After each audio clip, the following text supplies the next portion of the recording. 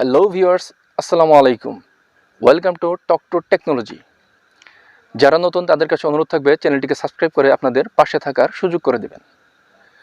আজকের ভিডিওতে আপনাদের সাথে আমি আলোচনা করব ওয়াইফাই রাউটারকে আপনারা কিভাবে মেনটেনেন্স করবেন।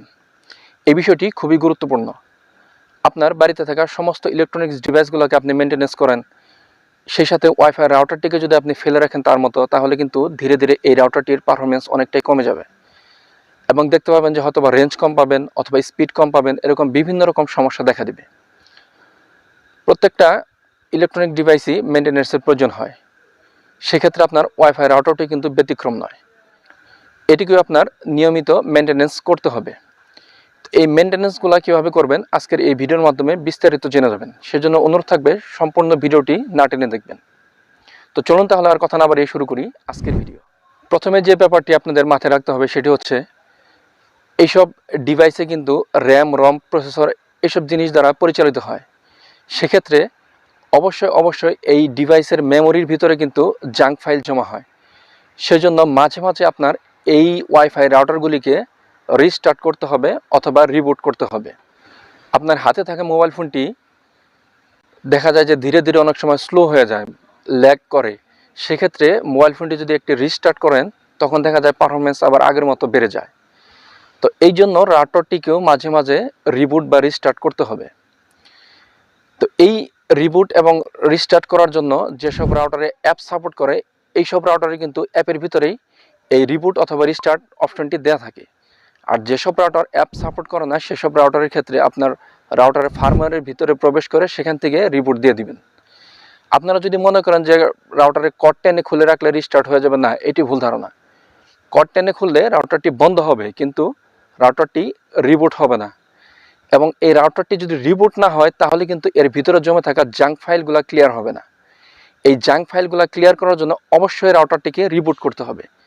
আপনাদের রাউটারের ফার্মওয়্যারে প্রবেশ করে সেখানে দেখবেন রিবুট শিডিউল নামে একটি অপশন থাকবে। এটি পাবেন আপনারা সিস্টেম সেটিংসের ভিতর, অথবা অটো মেনটেন্যান্স নামে একটি অপশন পেয়ে যাবেন। এটি রাউটার ভেদে বিভিন্ন রাউটারে বিভিন্ন রকম অপশন থাকতে পারে, তবে অবশ্যই এই অপশনগুলো আপনারা পেয়ে যাবেন সিস্টেম সেটিংসের ভিতরে। সেখানে গিয়ে আপনাকে একটু খোঁজাখুঁজি করলে হয়তোবা পেয়ে যাবেন রিবুট শিডিউল অথবা অটো মেনটেন্যান্স। এই জিনিসটাকে আপনারা অন করে দিবেন যে কোনো একটা নির্দিষ্ট টাইমে। যে সময় আপনি সাধারণত ওয়াইফাই ইউজ করেন না, এইরকম একটি সময় আপনি যদি এই শিডিউলটা করে রাখেন, তাহলে প্রত্যেকটা দিন একই সময়ে রাউটার অটোমেটিক্যালি রিস্টার্ট নেবে। সেক্ষেত্রে আপনার রাউটারের পারফরমেন্সটা অনেকটাই ভালো পাবেন। আরেকটি ব্যাপার হচ্ছে, রাউটারটিকে যখন আপনারা প্লেস করবেন, দেখবেন নিচে একটা প্লেন সারফেসের উপরে রাউটারটিকে বসিয়ে রাখবেন।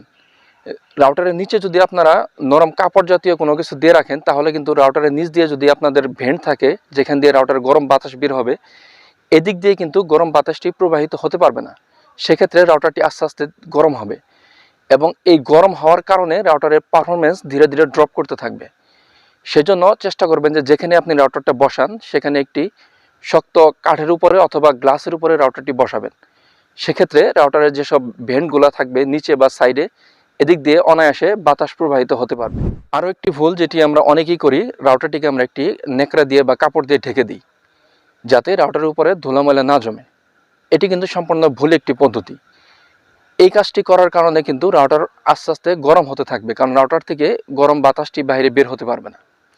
তো সেই জন্য আপনারা মাঝে মাঝে রাউটারটিকে পরিষ্কার করে মুছে দিবেন, কিন্তু রাউটারের উপরে কোনো প্রকার কাপড় দিয়ে ঢেকে দিবেন না। সেক্ষেত্রে রাউটারের পারফরমেন্স গরম হওয়ার কারণে ধীরে ধীরে ড্রপ করতে থাকবে। আরেকটি ব্যাপার হচ্ছে, রাউটারে দেখবেন বিভিন্ন সাইড দিয়ে ভেন্ট দেওয়া থাকে। আমরা অনেক সময় কি করি, এই ছিদ্রগুলা দিয়ে ফু দিয়ে ময়লা পরিষ্কার করার চেষ্টা করি। এটি কিন্তু ভুল একটি পদ্ধতি। আপনার যখনই রাউটারের আশেপাশে হয়তো বা ধুলা জমে যাবে, আপনি যখন এই ছিদ্র দিয়ে ফু দেওয়ার চেষ্টা করবেন, তখন কিন্তু ওই ধুলাগুলা গিয়ে রাউটারের বিভিন্ন রকম কম্পোনেন্টের মধ্যে ছড়িয়ে যাবে।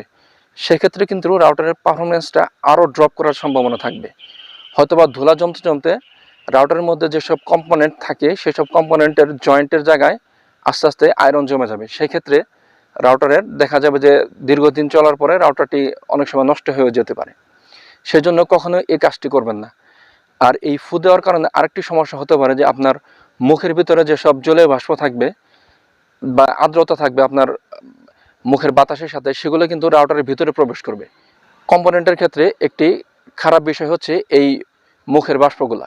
সেজন্য কখনোই রাউটারের যেসব ভেন্ট থাকবে এই ভেন্ট দিয়ে ভিতরে কখনো ফু দিবেন না।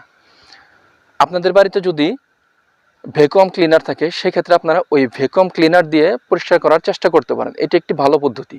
সেক্ষেত্রে ভিতরে যেসব ময়লা থাকবে সেগুলো ওই ভ্যাকুয়াম ক্লিনারের টানে বাইরের দিকে বের হয়ে আসবে। আরেকটি ব্যাপার হচ্ছে, রাউটারের যেসব ল্যান পোর্ট বা ওয়াইন পোর্ট থাকে এগুলোর কানেক্টরগুলো সবসময় একইভাবে লাগিয়ে রাখবেন, এগুলো বারে বারে লাগানো বা খোলার চেষ্টা করবেন না।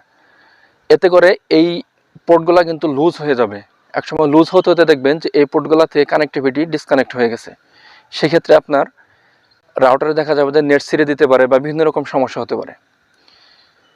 তো আশা করি আজকের যে টিপসগুলো দিলাম এই টিপসগুলো যদি ফলো করেন আপনার রাউটারটিকে খুব ভালোভাবে আপনারা চালাতে পারবেন, এবং দীর্ঘদিন এই টিপসগুলো যদি ফলো করে আপনার রাউটারটিকে মেনটেনেন্স করেন সেক্ষেত্রে আপনারা দীর্ঘমেয়াদী এই রাউটার থেকে খুব ভালো একটি পারফরমেন্স পাবেন। তো যদি ভিডিওটি ভালো লাগে তাহলে অবশ্যই ভিডিওটিতে একটি লাইক করে দিবেন, এবং চ্যানেলটি যদি এখনও সাবস্ক্রাইব করে না থাকেন এরকম ইনফরমেটিভ ভিডিও পাওয়ার জন্য অবশ্যই চ্যানেলটিকে সাবস্ক্রাইব করে রাখবেন। দেখা হবে পরবর্তীতে নতুন কোনো ভিডিওতে। আল্লাহ হাফেজ।